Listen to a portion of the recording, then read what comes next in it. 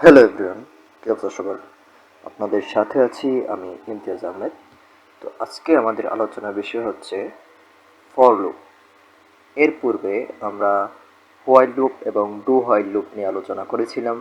আমরা দেখেছি while loop এবং ডু হোয়াইল লুপ কীভাবে কাজ করে।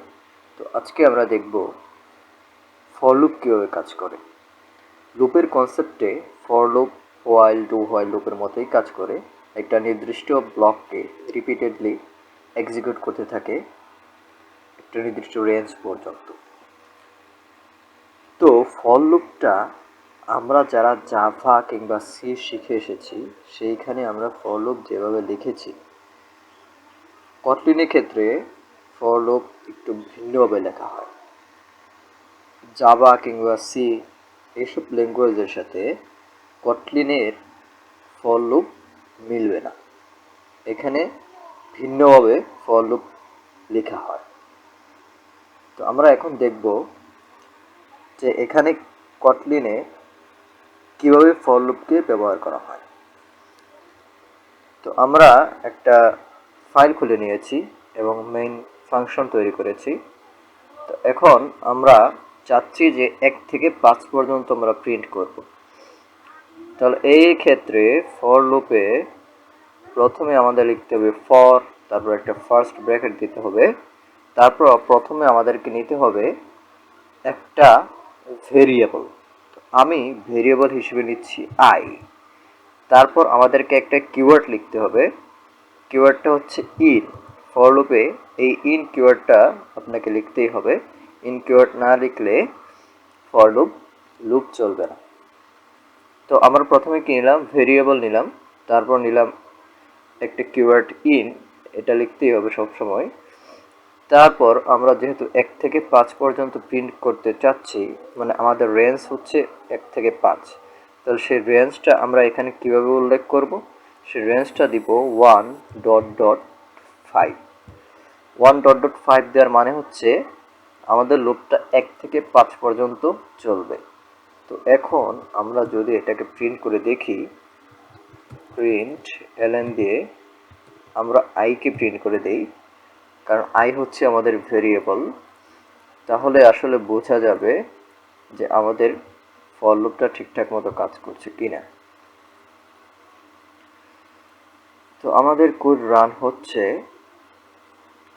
তো রান হলে আমরা বুঝতে পারবো যদি 1 থেকে 5 পর্যন্ত প্রিন্ট করে, 1 2 3 4 5 এভাবে যদি প্রিন্ট করে, তাহলে বুঝবো আমাদের ফর লুপ ঠিক আছে। ফর লুপের স্ট্রাকচারটা দেখেন, আমরা জাভা কিংবা সিতে যেভাবে লিখেছিলাম ফর লুপের স্ট্রাকচার কিন্তু এখানে ভিন্ন। তো আপনারা দেখতে পাচ্ছেন আমাদের এখানে প্রিন্ট হয়েছে 1 2 3 4 5।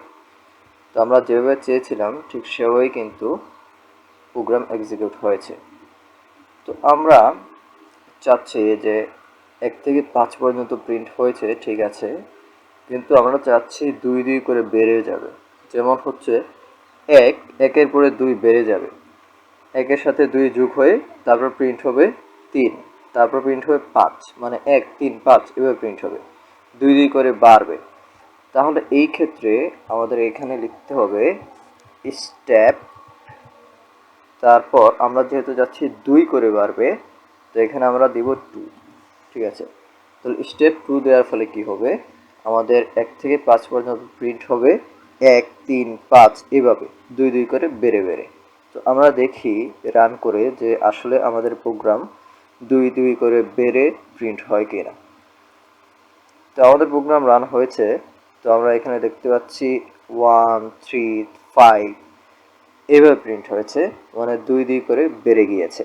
তো স্টেপের কাজটাই হচ্ছে এটা। আমরা যদি চাই যে 3 ঘর করে বাড়বে কিংবা 5 ঘর 10 ঘর করে বাড়বে, তখন আমরা স্টেপের পর সেই সংখ্যাটা বসিয়ে দিব, তাহলেই আমাদের প্রোগ্রামটা সেভাবে কাজ করবে। তো এখন আমরা আরেকটা কিওয়ার্ড দেখব, যে কিওয়ার্ডের নাম হচ্ছে আনটিল। আনটিল কিওয়ার্ডের কাজটা কি আমরা এটা এখন দেখতে যাচ্ছি। আনটিল, তো আমরা এখানে প্রথমে কি নেব, ফর, তারপর আমাদের একটা ভেরিয়েবল লাগবে। ভেরিয়েবল হিসেবে আমি যে কোনো কিছু নিতে পারি। আমি প্রথমে নিয়েছিলাম আই, এখন আমি চাচ্ছি অন্য কিছু নিব, আমি কে নিচ্ছি। তারপর আমাকে লিখতে হবে ইন, তো আমাকে লিখতেই হবে সবসময়। তারপর আমি চাচ্ছি 10 থেকে 20 পর্যন্ত প্রিন্ট করাতে, তাহলে আমি লিখব 10 আনটিল 20। ঠিক আছে, 10 আনটিল 20, 10 থেকে 20 পর্যন্ত প্রিন্ট করাবে। তাহলে আমি এখানে প্রিন্ট করে দেখি, প্রিন্ট এলএন, এখানে প্রিন্ট করাবো কে, ভেরিয়েবলটা দিয়ে দিলাম। তো এখন আমরা প্রিন্ট করে দেখি যে আসলে আমাদের কি প্রিন্ট হয়, তখন আমরা বুঝতে পারবো যে আসলে আমাদের আনটিলটা কেন দরকার। তো আমরা দেখতে পাচ্ছি এখানে আনটিল 10 থেকে 19 পর্যন্ত প্রিন্ট হয়েছে, 20 প্রিন্ট হয়নি। আমাদের কিন্তু এখানে 20 প্রিন্ট হয়নি। এর কারণ হচ্ছে আমরা আনটিল কিওয়ার্ড ইউজ করেছি। আনটিল কিওয়ার্ড ইউজ করা মানে হচ্ছে 20 পর্যন্ত, কিন্তু 20 নয়, মানে 20-এর আগে যেটা আছে সেই নাম্বার পর্যন্ত প্রিন্ট হবে। তাহলে আমাদের আনটিল এবং ডট ডট এই দুইটার মাঝখানে কি পার্থক্য? যখন আমরা ডট ডট দিয়ে রেঞ্জ নিব, তখন আমাদের রেঞ্জের ফার্স্ট এবং লাস্ট দুইটা সংখ্যা সহ রেঞ্জের ভিতরে যা আছে সব কিছু প্রিন্ট হবে। আর যখন আনটিল নিব, আনটিল নেওয়ার ক্ষেত্রে আমরা লাস্ট রেঞ্জটা যেই পর্যন্ত দিব, যেই সংখ্যা পর্যন্ত দিব, সেই সংখ্যার আগের সংখ্যা পর্যন্ত আমাদের লুপটা চলবে। এই হচ্ছে আনটিল এবং ডট ডটের মধ্যে পার্থক্য। তো আমরা আরেকটা দেখব ফর লুপের মধ্যে আরেকটা কিওয়ার্ড, যেটার নাম হচ্ছে ডাউন টু। তো আমরা এতক্ষণ যেগুলো নিয়ে কাজ করেছি, এটা নাম্বার কিন্তু বেড়েছে, ইনক্রিমেন্ট হয়েছে। ইনক্রিমেন্ট হয়ে হয়ে আমরা দেখেছি 10 থেকে 20 পর্যন্ত প্রিন্ট হয়েছে, 1 থেকে 5 পর্যন্ত প্রিন্ট হয়েছে।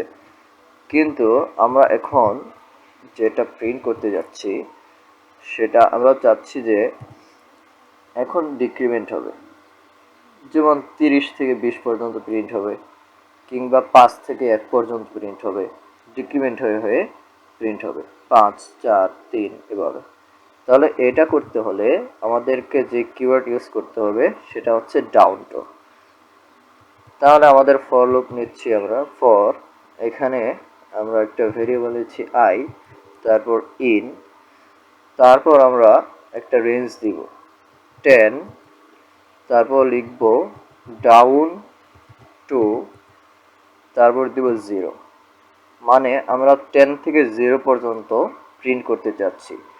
10, 9, 8 এভাবে ডিক্রিমেন্ট হয়ে হয়ে 0 পর্যন্ত আসবে। তো আমরা প্রিন্ট করে দেখি যে আমরা যেভাবে চাচ্ছি ঠিক সেভাবে প্রিন্ট হচ্ছে কিনা। আমরা প্রোগ্রামটা রান করি।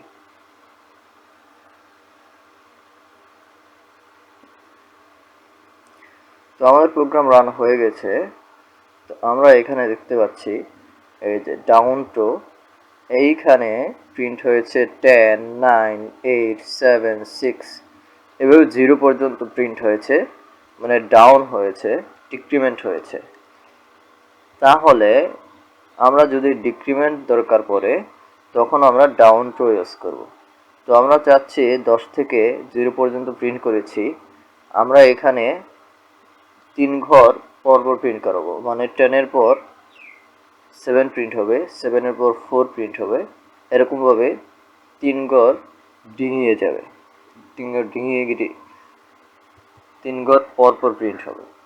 তাহলে আমাদের এইখানে প্রিন্ট করতে স্টেপ নামের যে কিওয়ার্ডটা আছে, সেই স্টেপ কিওয়ার্ডটা আবার নিয়ে আসতে হবে, লিখতে হবে স্টেপ 3। তো স্টেপ 3 লেখার ফলে আমাদের 3 ঘর পরপর ডিক্রিমেন্ট হবে। তো আমরা দেখি এখন প্রিন্ট করে যে আসলে আমাদের কি হয়।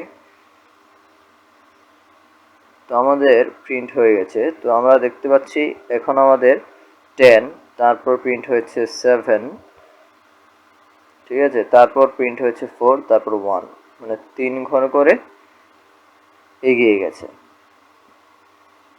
তো এই হচ্ছে আমাদের ফর লুপের যেই কিওয়ার্ড সবগুলো, আনটিল ডাউন টু স্টেপের কি কাজ আমরা সবগুলো দেখে ফেলেছি। তো আপনারা ফর লুপ নিয়ে প্র্যাকটিস করুন, আরও ভালোভাবে বুঝুন। প্র্যাকটিস করলে আপনাদের কাছে সব কিছু ক্লিয়ার হবে। তো আজকের ভিডিও এই পর্যন্তই। ধন্যবাদ সবাইকে।